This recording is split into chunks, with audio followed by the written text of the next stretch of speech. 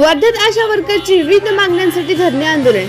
आशा worker आणि गट प्रवर्तक यांच्या मानधनात वाढ करावी आणि त्यांना कंत्राटी कर्मचाऱ्यांचा दर्जा देऊन त्यांना ऑनलाईन कामाची सक्ती करण्यात येऊ नये या मागणीसाठी वर्धा जिल्ह्यातील आशा वर्कर यांनी जिल्हा परिषद कार्यालयासमोर धरणे आंदोलन केले आहे।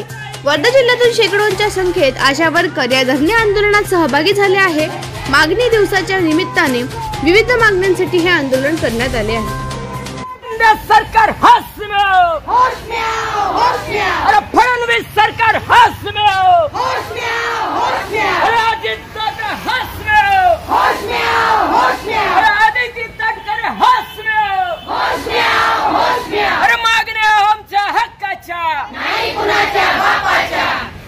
ना घुगरे सिटी संघटना जिल्हा अध्यक्ष तसेच आशा गट प्रवर्तक संघटनेची जिल्हा सचिव आज आम्ही इथे जे मागणी दिवस करतो आहे त्या आमच्या ज्या काही मागण्या प्रलंबित आहे त्या सरकारकडे मागण्या घेऊन आज आम्ही आमचा मागणी दिवस करतो आहे आणि तो मागणी दिवस हा पूर्ण ऑल इंडियाच्या पातळीवर हा मागणी दिवस चालू आहे।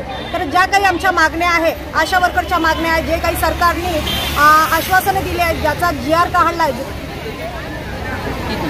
ऑक्टोबर 12 पासून जो आमचं आंदोलन झालं होतं मार्च 3 पर्यंत तर त्याची अजूनही अंमलबजावणी झालेली नाही आहे। त्याचे कुठेही अजून मानधन आशा वर्करच्या गटप्रवर्तकच्या पदरात पडलेलं नाही आहे।